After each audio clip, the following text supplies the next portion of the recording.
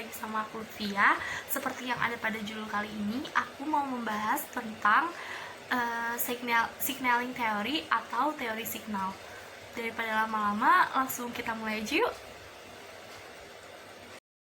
Nah, teori signal adalah teori yang dikemukakan oleh Ross pada tahun 1977. Dalam teori ini, dikemukakan bahwa pihak eksekutif perusahaan akan memiliki informasi yang lebih baik dan cenderung untuk memberikan informasi tersebut kepada calon investor. Adanya informasi berupa berita bagus yang dimiliki oleh perusahaan terkait dengan prospek masa yang akan datang diharapkan dapat meningkatkan harga saham perusahaan itu sendiri. Secara garis besar, ketersediaan informasi erat kaitannya dengan signaling theory. Nah, informasi merupakan alat penting bagi para pebisnis maupun investor.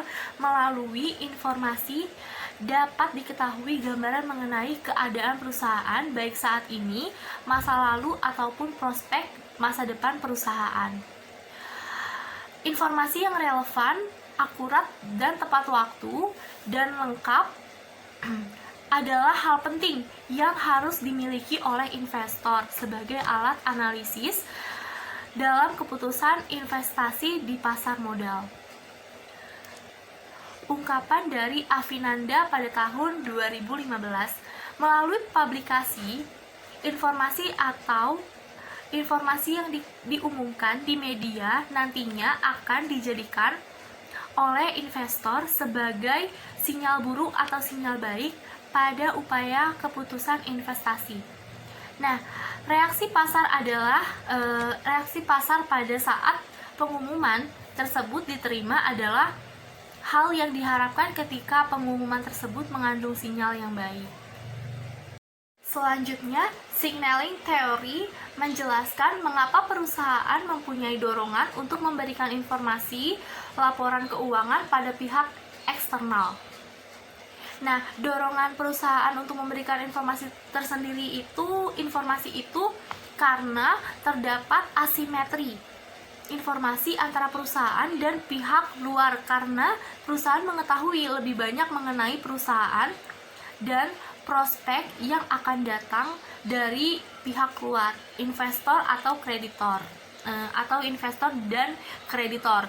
Kurangnya informasi bagi pihak luar mengenai perusahaan penyebabnya mereka melindungi diri mereka yang memberikan harga yang rendah untuk perusahaan. Perusahaan dapat meningkatkan nilai perusahaan dengan mengurangi informasi asimetri. Salah satu cara untuk mengurangi informasi asimetri adalah dengan memberikan sinyal pada pihak luar. Itu pengungkapan dari Prapaska tahun 2012.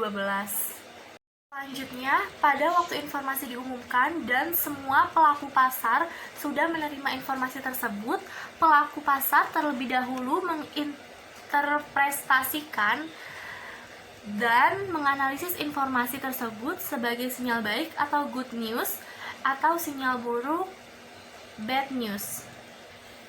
Nah, jika pengumuman informasi tersebut sebagai sinyal baik bagi investor, maka terjadi perubahan dalam volume perdagangan saham. Pengumuman informasi akuntansi memberikan sinyal bahwa perusahaan mempunyai prospek yang baik di masa mendatang apabila good news, sehingga investor tertarik untuk melakukan perdagangan saham. Dengan demikian, pasar akan bereaksi yang mencerminkan melalui perubahan dalam volume perdagangan saham.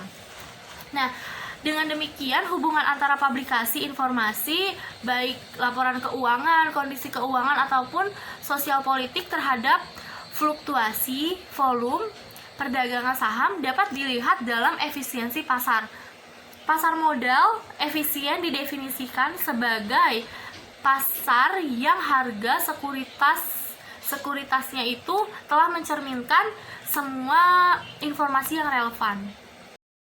Signaling teori atau teori signal itu memiliki keterkaitan pada variabel ukur perusahaan. Perusahaan besar menunjukkan perusahaan mengalami perkembangan, sehingga akan memberikan sinyal baik kepada pihak luar seperti para investor yang memberikan respon positif pada perusahaan tersebut. Sehingga perusahaan berukuran besar akan mengungkapkan informasi yang lebih banyak karena mendapatkan permintaan yang lebih besar dari publik dan para investor untuk mengungkapkan informasi yang lebih lengkap.